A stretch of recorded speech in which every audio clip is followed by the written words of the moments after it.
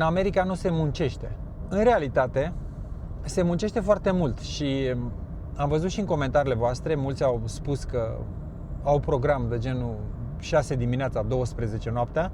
Asta e puțin cam extrem, adică e too much, dar mă știu pe mine, deci din experiența personală. De obicei mă trezesc în jur de 5-6 și uneori mă pierd pur și simplu lucrând, vine soția și îmi spune fă o pauză. Mai mult decât atâta, în weekend, sunt fericit că vine weekendul pentru că pot să lucrez liniștit. Adică nu mai ai nicio presiune după nicăieri.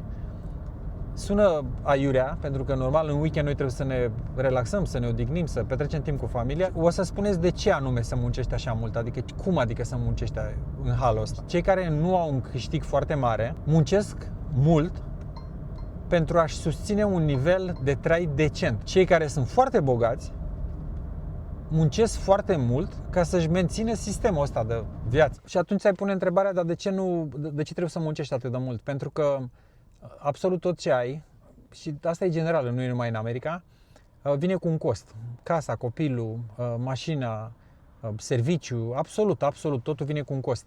Și costurile fiind foarte mari, tu trebuie să muncești foarte mult, evident, ca să faci față. Pe măsură ce crești, ce crește nivelul de trai și începi să te îmbogățești, automat și cheltuielile se îmbogățesc, adică și ele cresc, proporțional. O altă realitate este, în America nu-ți dă nimeni o casă, cum să zicem că în România mulți primesc o casă de la, de la neamuri, de la familie sau trăiesc cu cineva în casă. Tot așa, în țările străine, când ești emigrant, nu ai ajutoare. Deci nu este, l-am sunat pe frate, mi-am sunat pe sorul meu, am sunat pe mama, am sunat pe tata, am sunat pe nașul, am sunat un prieten. Acolo pur și simplu ești pe pielea ta, adică dacă te descurci bine, nu te descurci iar bine. Pardon, dacă te descurci bine, dacă nu. Deci nu ai ajutorul ăsta și atunci tu trebuie să depui mult mai multe eforturi, nu numai tu, toată familia, adică și partenerul tău de viață, și copilul și cine mai e acolo. După care, legat de programul tău liber, adică o să te întrebi bine și tu când ești liber, adică când pleci în vacanță, când faci una alta. Unul din lucrurile care le-am discutat cu americani lucrând în firme și l-am aflat când am ajuns acolo, este că atunci când te angajezi, nu există cum e în România 21 de zile sau cât e concediul ăsta. Acolo pur și simplu discuți la salariu pe oră, nu există niciun concediu. Dacă vrei să îți iei PTO de ăsta, pay time off, adică vrei să pleci, spui, dom'le, am o problemă, mă duc la meci la copii, ok, te-ai dus, ai plecat la meci la copii sau pleci într-o vacanță, ok, du-te în vacanță. Dar asta nu înseamnă că neapărat vei fi plătit. Depinde de contractul care l-ai, dar nu există treaba asta, deci nu e vacanță. Dacă vrei să pleci undeva într-o altă țară, să vizitezi ceva, în principiu e destul de greu să accesezi din America alte locații, versus aici plătești 100 de euro și ai plecat într-o țară, în Portugalia, în Spania sau oriunde vrei tu. Deci nici pe asta nu ai. Iar așa, de ce muncești foarte mult? Dacă ai copii, trebuie să te dea la școală. Școlile acolo sunt private, toate. Majoritatea, să zicem, 90% din ele sunt private, deci trebuie să plătești ca să ajungi acolo. Chiar și mersul la școală.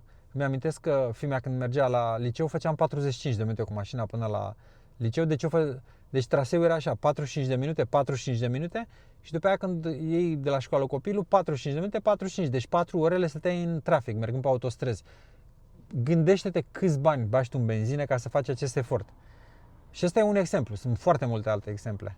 Și atunci încep întrebări de astea, de exemplu, dom'le, muncești, dar mai și trăiești și asta ține de tine, e treabă mentală, adică trebuie să ai niște tabieturi. Acum, normal, nu toată lumea poate să facă treaba asta, da? Dacă te duci la un serviciu, pur și simplu trebuie să te trezești, te-ai agitat dimineața, ai băut o cafea în grabă sau ai luat o mașină, ți-ai luat o sticlă de apă și ai tăiat-o la muncă.